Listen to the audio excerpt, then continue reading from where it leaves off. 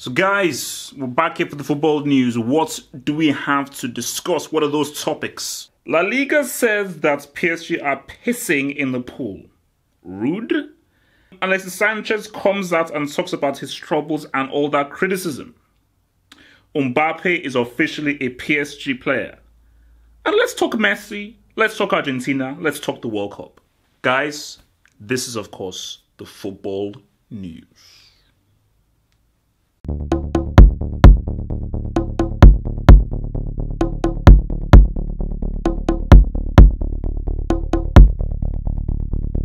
It's the kid, it's the kid, it's the kid, it's the golden Pekin, it's the most loveliest man in the world. Ekaro, Ekaro, Ekaro, Dabo, Dabo, Ekaro. Guys, it's me, Trouble H. Let's talk about the La Liga and why these guys are so salty. Can we please call them La Salty? I think La Liga is the wrong name. I think they should call themselves La Saltiga.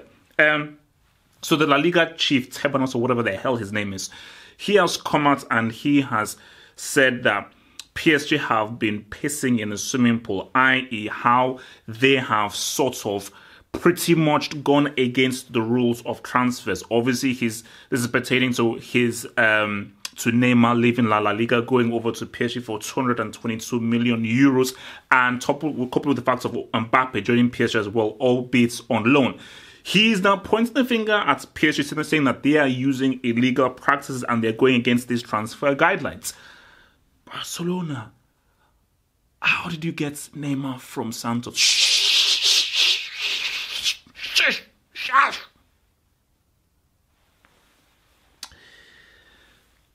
This goes back to this whole thing of the FFP, the most useless, irrelevant organization on the planet.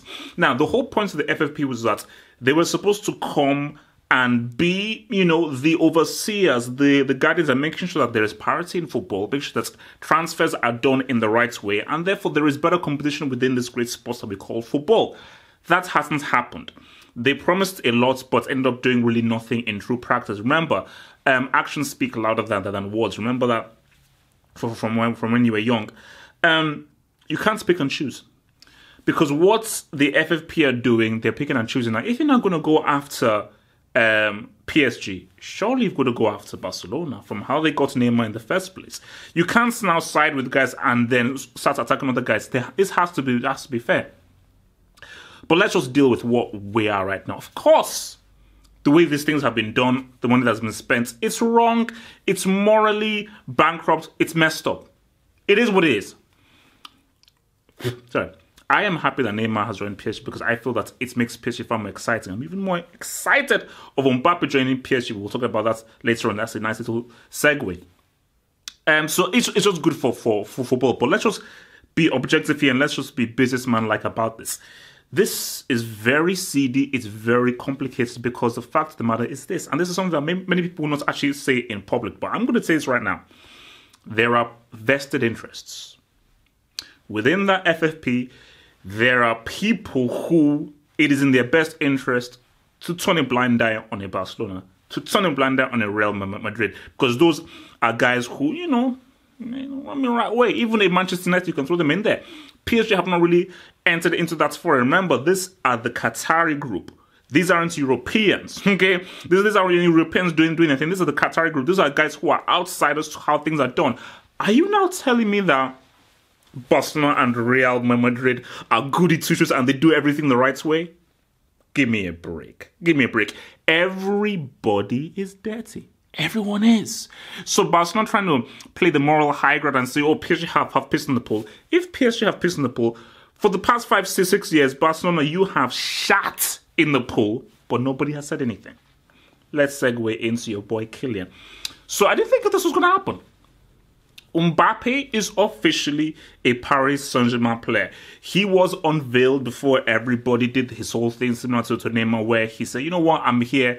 He was given his jersey. He greeted the fans. Amazing welcome from the Parisians. Amazing. So now he's a PSG player. And this is great.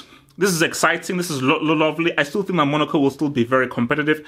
Yardim is the far superior manager to Emery because Emery is still a clown. It comes out on Friday, I believe. I hate clowns, by the way. Sorry. How does Mbappe fit into this team? That's the thing that I want to know. How does he fit into this team? Is Di Maria going to be displaced? Is Cavani going to be displaced? Does it mean maybe are we going to roll with Mbappe, Neymar, Cavani? Maybe that's the reason why Di Maria wanted to go to Barcelona, because he knew from insiders that they were going to bring in Mbappe and he ain't going to bench Neymar. Cavani, as crap as he is, he's the only out-and-out striker.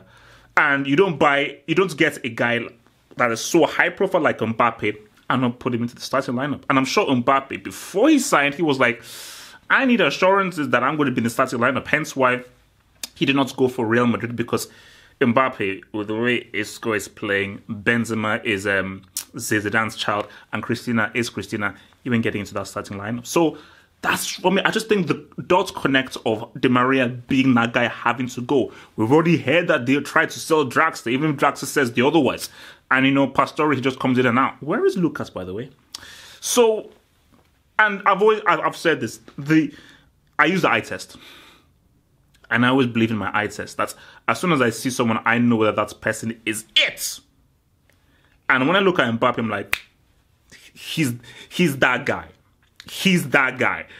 The way that he plays, the way he finds spaces, how he approaches the game, how he attacks, his footballing IQ is to the next level at such a young age. So, but remember this now. Keep this in mind. Too much of a good thing may actually come back to haunt you. I repeat, you can have the best players. You can have Mbappe, Messi, Robin Hood, anybody like that. Who's the coach? Emery's crap. Emery, he's crap. And if this was like, let's say, Ancelotti or Lippi, let's ride. Or even Sir Alex, let's ride. But Emery, I don't trust him. So even if you've got Mbappe in your team, you've got Neymar in your team, you've got the Drax in your team, you've got the Cavani in your team, you've still got it under the tutelage of your boy Emery, who he has no idea what the hell he's doing. Cheers. So Cheers has come out. He has poured out his heart by saying that he's tired of all the criticism. He's tired of crying after losses. He's tired of people coming up against him. And this is interesting because, this is a bit out of character from Cheers. Because, yes, Cheers, he posts a lot on Instagram of his dogs. There's actually quite a very emotional one with I think it was the dog that lost a leg that was still chasing after his car with some emotional music. But this is now him really delving into himself as a person, his personality. Because I think most people see Cheers as this warrior, who shows no emotion, and he keeps on going. But now he shows that he has an emotional side. Again, we're going to deal with that as the last segment. Chile are not going to qualify for the World Cup. So that's a news flash in case you didn't know. Chile will not be in the World Cup 2018. Painful. My God. Wow. But going back to Sanchez, this is going to be a very complicated season for Arsenal, because I don't think this guy's mind is right on a psychological tip. I just think he's dealing with stuff, and it definitely shows me from that Instagram post. This shows me that homeboy wanted to leave Arsenal. 100%. That's what that post shows, that he wanted to leave Arsenal. He wanted to leave Arsenal, but that doesn't mean that he had no love for Arsenal. Hence why he liked that post on Twitter by saying that, he's going to stay. Because he loves the Arsenal fans, he loves people, but he's a professional. He's a top tier player. And if you're a top tier player, you don't go to Arsenal. And that's not a slight on Arsenal fans or the Arsenal as a club. That's a slight on the board, who are clowns. Dan Kroenke, who's just a money-grubbing business owner who doesn't care about the club. And Arsene Wenger, who is holding the club back. It's on them. Not on the club, it's on them. And so a top-tier player should have no business working under Stan Kroenke and Arsene Wenger as of right now in 2017. I don't know how this is going to go. Are we going to see a Sanchez who is going to have a serious dip in form? Because he already knows in his mind that, damn it, I'm not going to be in Russia next summer to play the World Cup. That sounds painful. Second thing, I ain't going to win a major trophy this year. Chile are not going to win a major trophy this Arsenal not winning a major trophy this season. I don't count the FA Cup as a major trophy. I don't count the League Cup as a major trophy. So the question is, are we still going to say a Chelsea gave 160% for Arsenal? Or are we going to see a Chelsea that we've never seen before throughout his career? A Chelsea that will now show his personality and his state of mind on the pitch by not really playing to the best of his potential. This goes back to what I said before. Wenger, you should have sold. You should have sold him. You should have sold Sanchez this summer and taken the money. Final topic. This is going to be a controversial one. Press pause. Get a drink. Get a food because we're going to go in. Lionel Messi. As well, Chile are not going to be in the World Cup next summer. They are currently sixth, so that means they're out of the qualifying spots and even the playoff spot as well. And their last game, I believe, is against Brazil. They're not beating Brazil, and I don't think they'll even get a draw because Brazil are on that team. Argentina. Venezuela have never, ever taken any points off Argentina throughout their history in Argentina. That changed. I believe it was yesterday or 2 days ago. That changed because Argentina drew 0-0 against Venezuela. Now, here we go. This is the narrative. Sampaoli is a clown. He's the wrong coach. He's useless. He wasn't useless when he was coaching Chile. Oh, look at who Messi has to play with. Higuain broke the Serie A goal scoring record. Di Maria, Pastore, one of the best young players. Dybala is also one of the best young players as well. Because I put out a little tweet. I said that what Robin has to deal with is disgraceful. And someone said, you know what? What Robin has to deal with in Netherlands is the same as what Messi has to deal with in Argentina. Let's look at what Robin has to deal with. Van Persie's old, he should be retired. Sneijder's old, he should be retired. Blind, but I don't know who the rest of the players are. I don't know who they are. I can name you all of the Argentine players and vouch for you the club that they play for. I mean, you have Otamendi, you have Garay, these are Eva Banega as well. You have guys.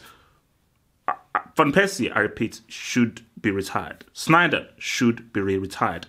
Blind, okay. So Blind and Wijnaldum, I'll give you that. They're not elite players. They're good, and that's it. I'm not going to call them elite players. I like Wijnaldum personally, but I'm not going to call him an elite top-tier player. No. Neither I'm going to call Blind. And the rest of the guys are young, no-name guys who are useless. That's what Robin has to deal with. And that is an impossible situation. This is the problem with Messi. Let me explain. This is the reason why Messi is still an excellent, once-in-a-generation player. But this is the reason why in a do-or-die match, I'm not taking Messi. I hate him, but I'm taking Cristiano over Messi. As much as I hate him, I'm taking Cristiano over Messi in a do-or-die match. I'm taking Robin over Messi. I'm taking George Weah over Messi. I'm taking Maradona over Messi. I'm taking Zizou over Messi. Do you know why? It's this. Messi is probably more talented than all of those players that I named. But in a do-or-die match, in a place where things are not really going your way, you need a guy with a thug. You need that thug thing. Because Messi is a system player. Because for Messi, he's like, I've given you the ball. You should know what to do with it. I've given you this pass. This should be a 1-2. I've given you this ball here. You should run into this kind of space. Because he's still on that Barcelona mindset of where everybody knows what they're doing. When you give that ball, you know the kind of ball you're going to receive back, or you know the kind of run that's going to be made. In Argentina, it doesn't work that way. So Messi's like, man, I have to pretty much readjust my game. But it's not only that. Robin is the best example. Because Robin knows that I'm dealing with crap here. So, literally, if I see a sniff, I'm shooting. If I'm going to give a ball to any of these clowns, I'm going to give them the best possible pass in the world. Because Robin knows that, look, the rules are now different now. It's about winning. I'm not in my comfort zone. I'm not in Banyunik where everybody knows what they're doing. I'm dealing with guys who shovel snow in Siberia. Therefore, I need to be that dude who leads this team to that promised land. Which is why, and for Messi, he doesn't know how to readjust. Like, you know what? The rules have changed. I've got to now own it. I've got to hold it. I've got to be greedy. I've got to be selfish. I've got to readjust how I approach this game, which is not how I approach it for Barcelona. So what we're seeing here, because I'm sorry, against Venezuela, you can blame everybody. You can blame the team. You can blame the systems. The players should all be blamed. Every single player should be blamed because that is embarrassing to draw against Venezuela. But what I don't like is that Di Maria, of course you should be blamed. Di Maria, Higuain, Dybala, you should all be embarrassed. But what I don't like is that, so you're going to insult Dybala and all these people, you're not going to insult Messi. I don't care about how many chances he had. I don't care about how many dribbles he had. Put the ball in the net.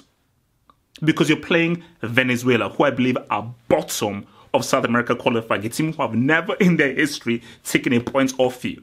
So they are without a doubt the worst team in South America. And you couldn't put the ball in the net? I'm sorry, Bran. I'm going to call you out for it. So let's talk about this. Am I now wrong to pinpoint Messi? Is he now immune to criticism? Is that where we're at now? Guys, this is this is the football hot, man. Nobody's immune to anything apart from JJ Koch. You know, nobody is. Nobody's immune to criticism. Argentina will make it to the World Cup because even if they're in the playoff zone, they're playing flipping New Zealand where they're more sheep than people over there. So they'll baptize and sacrifice those guys. But it still seems as if that's the one thing missing from Messi's repertoire. International recognition. Because Argentina are not winning the World Cup. Who knows? Maybe somebody will save this video and when they will win the World Cup next, they say, hey, they won it. But I just don't see Messi ever winning anything with Argentina. I just don't think it will ever happen. But Lionel, you can always prove this extremely handsome young man wrong.